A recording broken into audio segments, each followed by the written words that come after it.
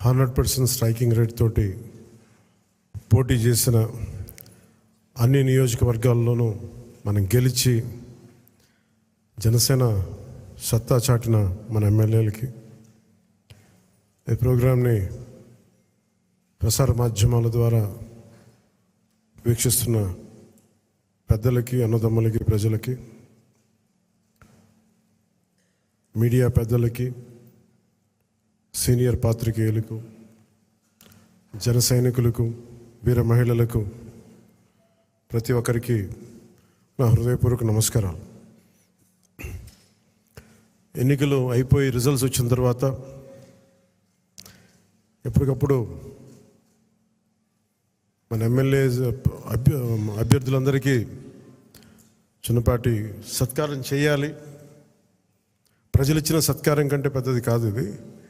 కాకపోతే నాకు చెయ్యాలి అని ఒక చిన్న కోరిక ఈరోజు చాలా రోజుల తర్వాత నెరవేరింది. మనం చేసింది మొన్న బాంబేకి వెళ్ళి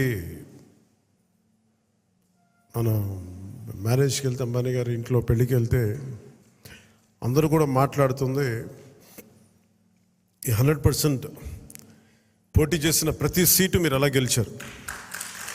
భారతదేశపు రాజకీయ చరిత్రలో ఇప్పుడు దాకా జరగలేదు.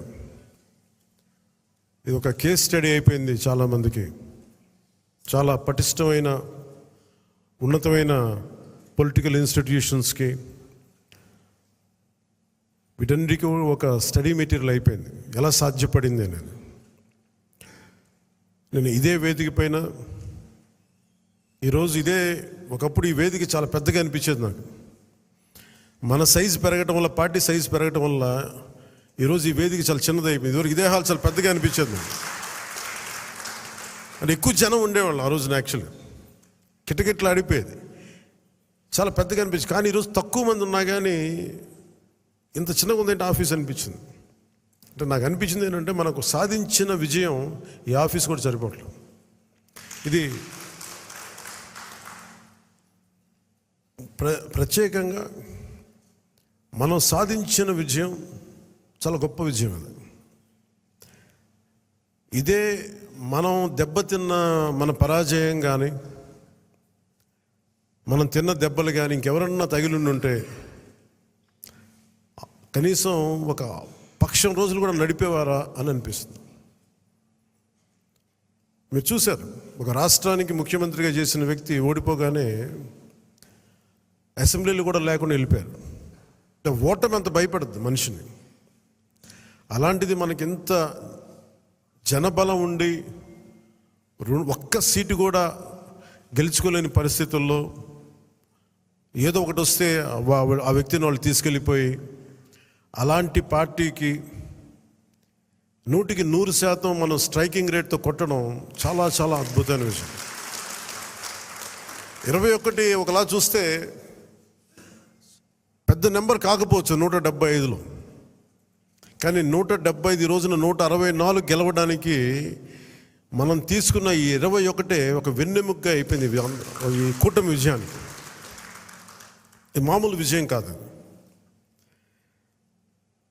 ఇది బయట మనం సభల్లో ఎక్కువ మనం ఊదరగొట్టుకోలేం, కానీ ఒకసారి మనం సాధించిన విజయం కూడా చెప్పడం చాలా అవసరం.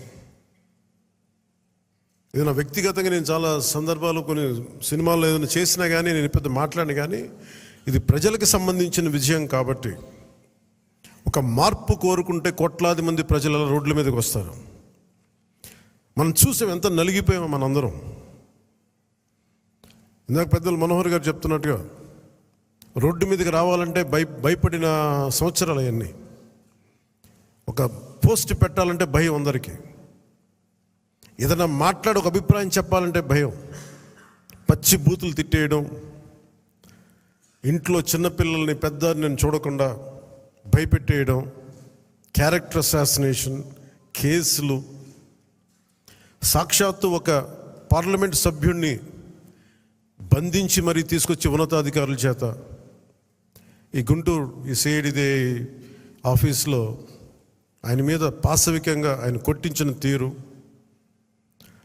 4 దశాబ్దాల సుదీర్ఘమైన అనుభవం ఉన్న ముఖ్యమంత్రిని కూడా, ముఖ్యమంత్రిగా చేసిన వ్యక్తిని కూడా, ప్రస్తుతం ముఖ్యమంత్రిగా ఉన్న శ్రీ నారా చంద్రబాబు నాయుడు గారిని కూడా జైల్లో పెట్టి 53-54 రోజులు అలాంటి భయభ్రాంతులు చేసిన ప్రభుత్వం, రోడ్డు మీదకి ఒక నోరు తెరిచి మాట్లాడాలంటే భయం, అడ్డగోలు ఇసుక దోపిడీలు, ఇలాంటి నేపథ్యంలో 5 కోట్ల మంది ప్రజలకి వెన్నుదన్నుగా నిలబడింది జనసేన పార్టీ.